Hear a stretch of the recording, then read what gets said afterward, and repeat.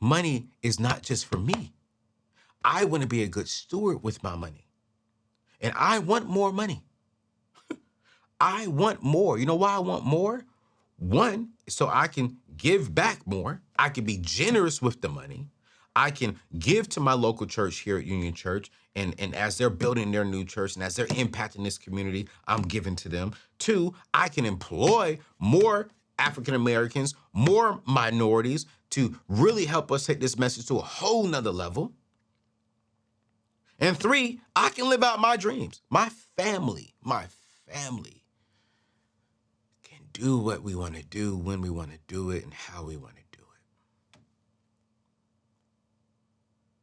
I was telling my friend Rob Hill Sr., I said, man, I'm not chasing 100 million a year. I don't need that. You know, if God gives me 100 million, cool. He was like, Anthony, what's your number?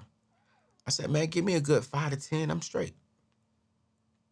You know what I'm saying? Give me a good $5 to $10 million a year, I'm straight.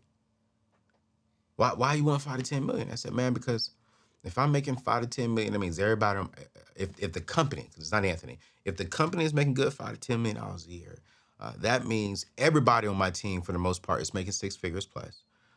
My producer, my right-hand man, CJ, is making at least $500,000. And my family and I, we making 7+ figures. And I think that's all I need, man, because I don't have any debt. My family won't have any debt. I'm going to invest wisely.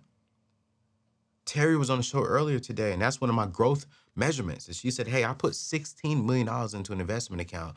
That right there produces $1 million for my company. So no matter what, for the rest of our lives, we're good. Like, those are growth measurements. That's where I want to get to. If God says, here, listen, Anthony, I'm going to give you 100 million. Thank you, Lord. But if he says, Anthony, your measurement is at $5 to $10 million, I'm cool. You know why? Because I got peace. I can do everything I want. Y'all say, Anthony, why is this so important to you? Let me tell you why. Let me tell you why the desire to be wealthy is not bad. Because growing up, I remember having shoes that my parents will buy us one pair of shoes for school, not different colors, one pair of shoes to play outside in, and one pair of shoes for church. One. That's it. So we grew up with like 3 pair of shoes. And sometimes those pair of shoes, especially my outside pair of shoes where I would play basketball and just go ride my bike and just play around with, man, those shoes wore off pretty quickly. You know why? Because we got them from Payless. And so oftentimes I would literally have to put tape on at the bottom of my shoes. I remember when I turned 14 years old back in San Diego County in California, my mom said, hey, go get your work permit and go get a job. And I remember going to get a job so I can go buy just shoes, so I can go buy things that I could wear so I can really, honestly fit in with the rest of the school. I remember when it was raining one day, I literally had to push my socks back up into my shoes. I had to ask my teacher for tape. And my teacher said, why do you need tape? I lied to her. I said, hey, I need to tape my notebook back together. And she was like, okay. She gave me the tape and I snuck around. I put it on my shoes because it was raining that day. And I was tired of walking around with wet socks. And I'm not knocking my parents. My mom and dad was doing the very best they could. Man, I got something in my eye. They were doing the very best that they could. And I love my mom and my dad because they gave us the very best life that they could give us. And honestly, when I look at me and my siblings, man, we are the fruit of their hard labor. All 3 of my siblings are doing very well. You got my little sister who's married to a huge YouTube star, and she's becoming a huge individual herself. My sister is probably the smartest one out of all of us, educated, masters, and all that, My brother is probably the most in-depth guy. Like, this man knows the word, this man knows the Bible, and he can rap and sing his behind off. And then clearly you got me. But all that started from my mom and my dad. We didn't have, the nice cars growing up. We didn't have really a nice car growing up. We didn't have, the big bedrooms. None of us grew up with our own bedrooms growing up. We had to share a room. All 3 of us had to share a room because my grandmama was living with us. My mom was working 3 jobs just to make sure her kids Me and my siblings had a decent Christmas. So why do I want wealth? Well, why do I believe desiring wealth is not bad? Because it starts with my intentions. My intentions is not to be greedy. My intentions is to be a blessing and to provide a comfortable lifestyle and to leave an inheritance for my children's children. Now, yes, while doing all of that, will I have the nice cars? Will I have the Bentleys? Will I have the nice things? Absolutely. But when you look at my heart and the intentions of my heart, I'm a blessing. My team will tell you, man, I don't shortcut nobody. I'm taking off the whole month of July. Two of them asked me, well, are we still getting paid? I was like, absolutely. Because we're still gonna do the work. We're just not gonna do the work in July. They was like, yo, for real? I was like, yeah. God is blessing me. I want to bless others. So the desire to be wealthy is not bad, okay? Because money can be used to bless so many different things and so many different people. And why not be a blessing to your family? Why not be a blessing to others? Just make sure that the intentions with your heart are pure.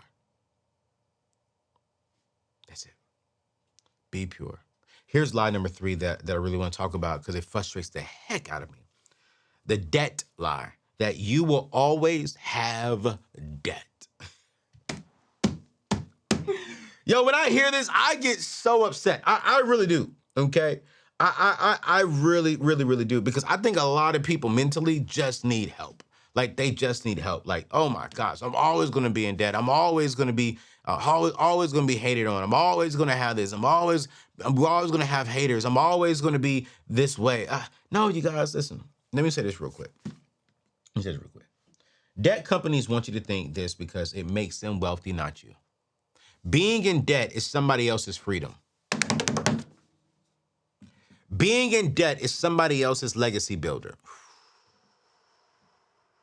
Being in debt, you being in bondage, is somebody else's freedom for their kids. So companies, credit card companies, some financial institutions, they want you to feel like it's okay. Because your penalty that you're paying for financing that loan, for financing that car, for taking out on that credit card, your penalty is somebody else's reward.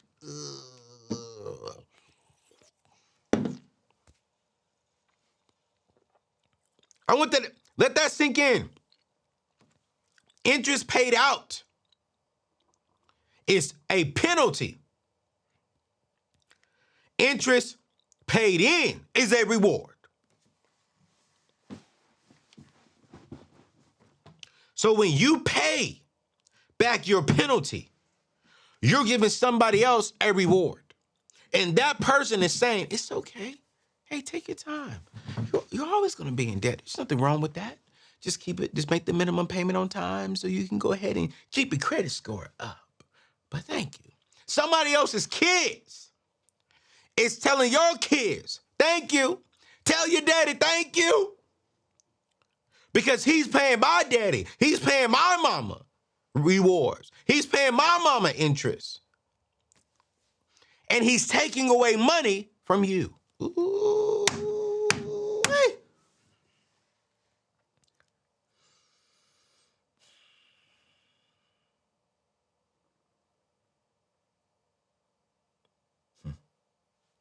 Here's the truth, you guys.